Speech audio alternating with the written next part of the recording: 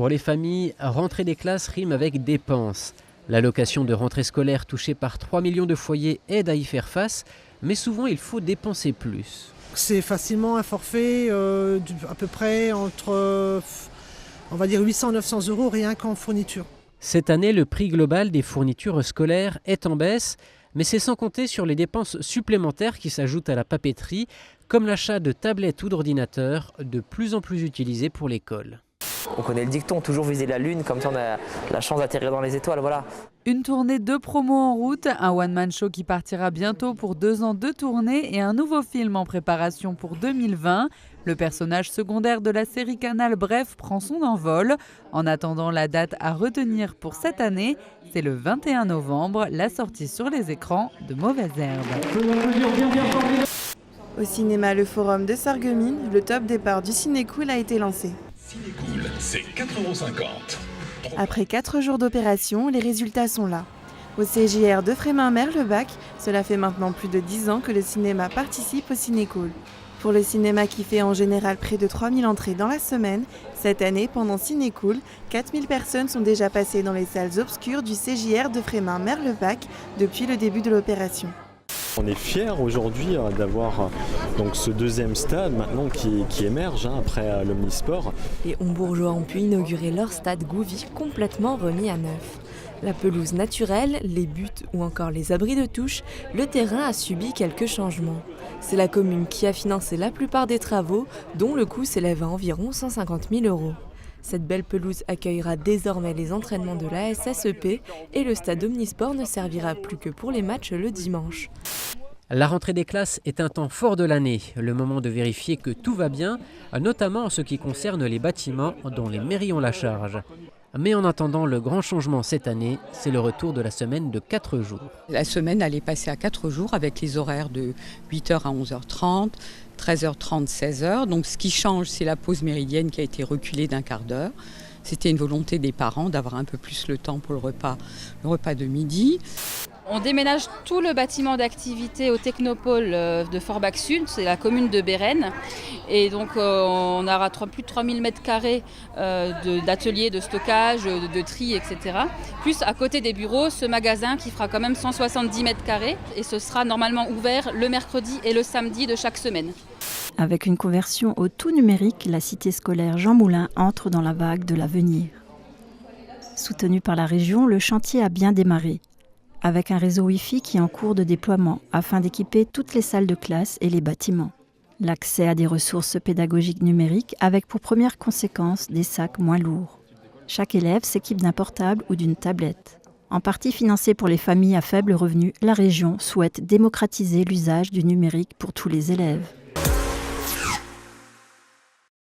Jean Settlinger, député de l'arrondissement à 8 reprises, est décédé hier à 93 ans. Issu d'une famille modeste de Saint-Louis-les-Bitches, il est devenu une figure politique incontournable.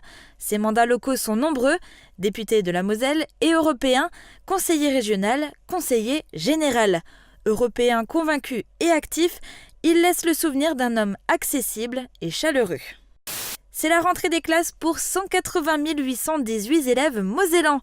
Ils seront accueillis par 13 324 enseignants et on compte également 3 505 autres personnels, dont les administratifs et les assistants d'éducation.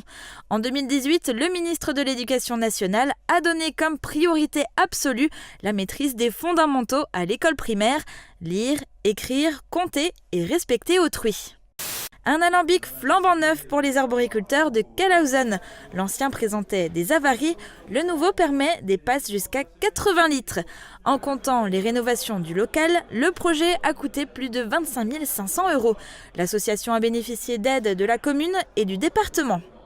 Les anciennes n'en finissent pas de faire craquer les amoureux de mécanique. Toutes pimpantes, elles incarnent chacune une époque, des souvenirs, la nostalgie du passé, le savoir-faire industriel et artisanal.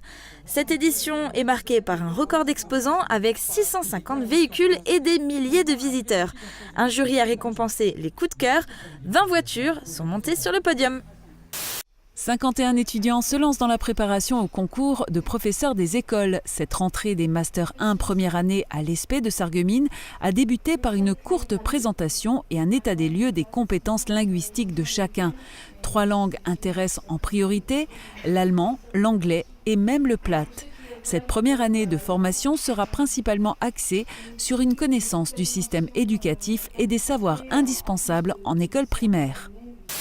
Magna Uniport fête ses 20 ans de partenariat sur Smartville. Dans une organisation rythmée par le juste à temps, l'usine assemble ce qu'on appelle les ouvrants de la Smart, à savoir les portes et les haillons. Lors d'une rencontre festive, la direction de l'usine a tenu à remercier le personnel pour toutes ces années de remise en question, pour sa capacité à innover, à s'adapter et à toujours satisfaire les exigences de son client Smart. L'IUT de Sarreguemines accueille pour cette rentrée quelques 300 étudiants, ceux inscrits en GACO, département gestion administrative et commerciale des organisations. Une cinquantaine en première année a repris le chemin des amphithéâtres et salles de classe, tout comme les étudiants en GLT, gestion logistique et transport, et les étudiants en droit. Les inscrits en Master 2 de droit des collectivités territoriales et coopération transfrontalière profitent d'un répit jusqu'au 18 septembre. Expo temporaire au musée de la Faïence, de quoi raviver de vieux souvenirs. Soupières, services de table, assiettes anciennes, l'association des Amis des musées et des arts propose une exposition temporaire au musée de la Faïence, une collection mise à l'honneur à l'occasion de la sortie du livre Le carnet de cuisine de grand-mère, en vente au musée et à l'office de tourisme. 90 pièces composent la collection, des photos de plats et des mises en scène permettent de mieux comprendre l'utilisation qui a été faite de chacune de ces pièces. L'exposition est visible jusqu'au 30 septembre.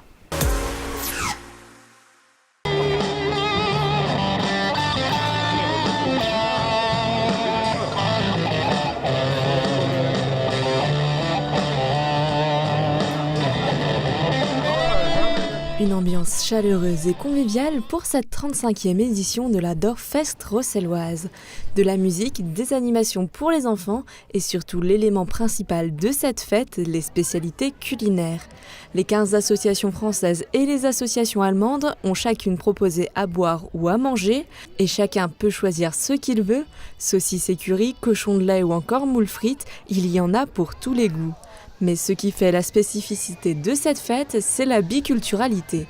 Allemand ou français, tout le monde se mélange le temps d'un week-end. C'est génial parce que ça dure depuis 35 ans et on espère que ça va encore durer de longues années. L'ambiance, c'est le soleil. S'il y a du soleil, il y a de l'ambiance. S'il pleut, il y a moins d'ambiance. Les gens viennent quand même visiter le Dorffest, mais en beaucoup moins nombre que s'il y avait du soleil. Aujourd'hui et demain, le soleil est prévu, donc je pense qu'on aura beaucoup de monde qui visitera notre Dorffest. Une ambiance qui dure dans le temps. Pour Carmen Diligent, vice-présidente du département de la Moselle, ce sont de bons souvenirs d'enfance. La Rosselloise se souvient de cette fête avec émotion.